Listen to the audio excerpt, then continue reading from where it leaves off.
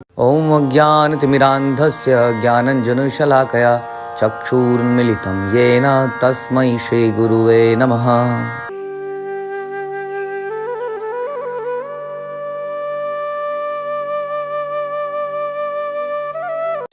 भगवद गीता अध्याय 1 कुरुक्षेत्र के युद्ध स्थल में सैन्य निरीक्षण। श्लोक संख्या 2। संजय उवाच दृष्ट्वा तु पाण्डवानीकं व्यूढं दुर्योधनस्तदा आचार्यमुपसंगम्य राजा वचनम् अब्रवीत। संजय ने कहा, हे राजन, पांडु पुत्रों द्वारा सेना की व्यूह रचना देखकर राजा दुर्योधन अपने गुरु के पास गया और उसने ये शब्द कहे। हरे कृष्णा। तो भगवद गीता अध्याय 1 सैन्य निरीक्षण चल रहा है, ऑब्जर्विंग द आर्मीज चैप्टर, और श्लोक संख्या 2।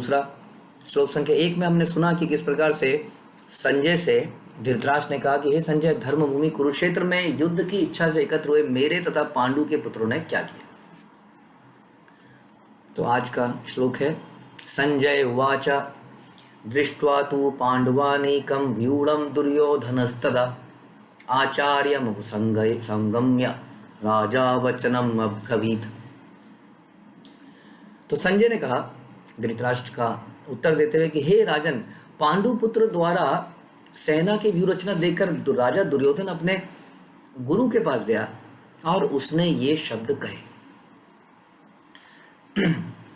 तो इम्पोर्टेंट बात आप लोगों के समझने की ये है कि ये क्या चल रहा है इस वक्त। हाँ, तो हम बीच बीच में ये डिस्कस करते रहेंगे कि पूरा का पूरा सीन आखिर चल क्या रहा है इस पूरे चैप्टर में। पूरे चैप्टर को कुछ पार्ट्स में हम डिवाइड कर सकते हैं। तो श्लोक संख्या 2 से 11 कल हमने एक पढ़ा था जिसमें धृतराष्ट्र ने इंक्वायरी करी। 2 से 11 में आप देखेंगे दुर्योधन का डर और उसका पॉलिटिकल एक्यूमन या पॉलिटिकल उसकी इंटेलिजेंस, कि कैसे वो इस सिचुएशन को डील करता है, और उसका भय जो कि अलग अलग उसके शब्दों से हमें जाहिर होगा। तो श्लोक संख्या 2 से 11 तक हम इसी के अराउंड देखेंगे। तो श्लोक संख्या 2 में संजय आंसर देते हैं धृतराष्ट्र के क्वेश्चन का कि हे राजन, पांडु पुत्रों द्वारा सेना की व्यूह रचना देखकर क्योंकि धृतराष्ट्र का प्रश्न था कि मेरे तथा पांडु के पुत्रों ने क्या किया। तो इसमें थोड़ी सी मिक्स चीजें आप देखेंगे। संजय दोनों तरह से बैलेंस करता है सिचुएशन को। Sanjay is very clever, very intelligent person. कैसे वो धृतराष्ट्र को सारी बातें बता भी देंगे और कैसे वो अपना पोजीशन भी बना के रखेंगे। कई बार क्या होता है कि हम एक जूनियर पोजीशन पे हैं, जैसे किसी कंपनी में कई बार हम जूनियर पोजीशन पे हैं, या समाज में हम पुत्र हैं और अपने पिता को आपको प्रीच करना है या अपने से बड़ों को आपको प्रीच करना है।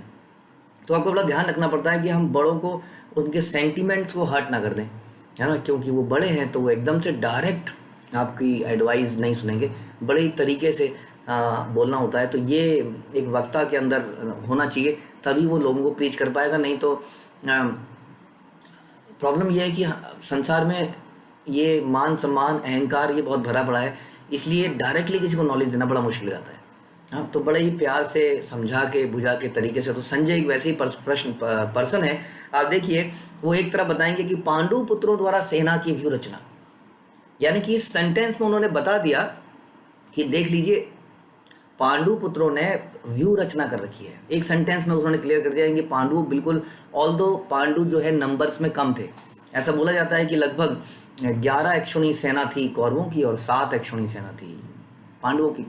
तो पांडु नंबर में कम थे, लेकिन उन्होंने बहुत बढ़िया व्यू रचना कर रखी थी।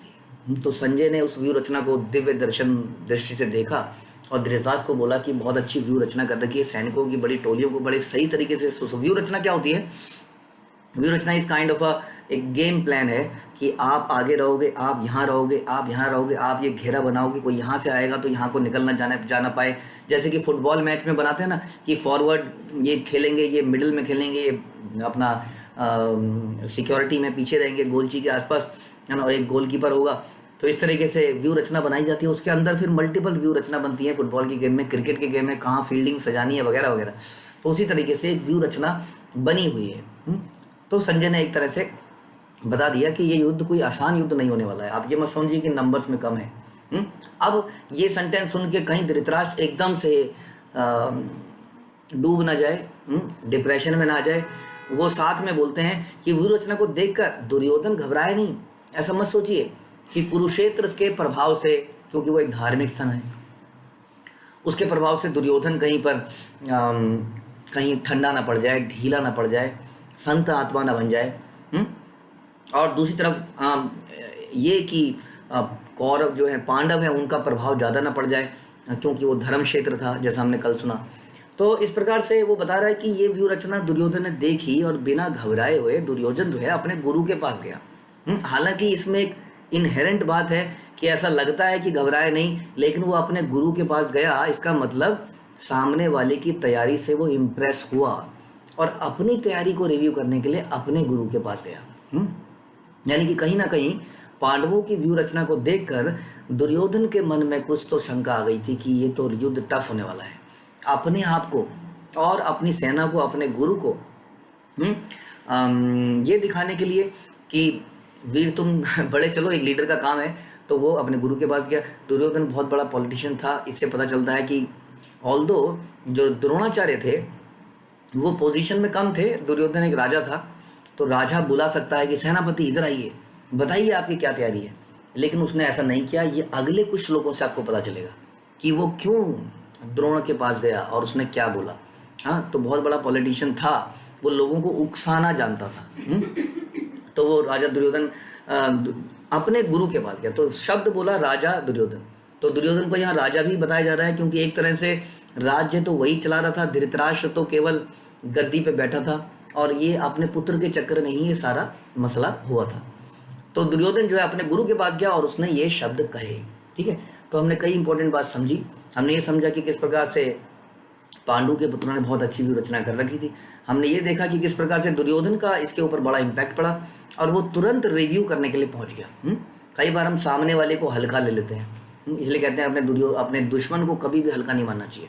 और इस धर्म युग में, युद्ध में, हमारा दुश्मन है ये माया, जो कि संसार में हर अलग अलग रूपों में हमारे सामने आती है। कभी धन के रूप में, कभी अपोजिट सेक्स के रूप में, कभी पद पोजीशन के रूप में, मान सम्मान के रूप में। तो इससे हमें इसके लिए हमें बिल्कुल तैयार रहना चाहिए। इसके लिए हमें भी हमेशा अपने गुरु के पास जाना चाहिए कि इस रूप में ये माया मेरे सामने आ गई है, now what I should be doing. तो एक तरह से दुर्योधन ने एक तरह से अच्छा भी किया कि अपने गुरु के पास गया, तुरंत उसने रिव्यू करना चाहा। लेकिन वो किस प्रकार से बोला, गुरु के पास किस भाव से जाना चाहिए, ये सारे पॉइंट्स अभी इसमें पेंडिंग रह जाते हैं। क्योंकि ये बड़ा इंपॉर्टेंट है कि गुरु के पास किस प्रकार से जाया जाए, किस प्रकार से याचना करी जाए, किस प्रकार से सेवा करी जाए, तभी उसका आशीर्वाद आपको मिलता है। केवल चैलेंजिंग वे में प्रश्न पूछने से नहीं होता है, लेकिन कुछ डिफरेंट ही होने वाला है जिसको हम कल सुनेंगे। ठीक है, तो हम थोड़ा थोड़ा एक डोज भगवद गीता की हमको मिलेगी, तभी इसका इंटरेस्ट बना रहेगा। तो श्रील प्रभुपाद की जय, भगवद गीता की जय।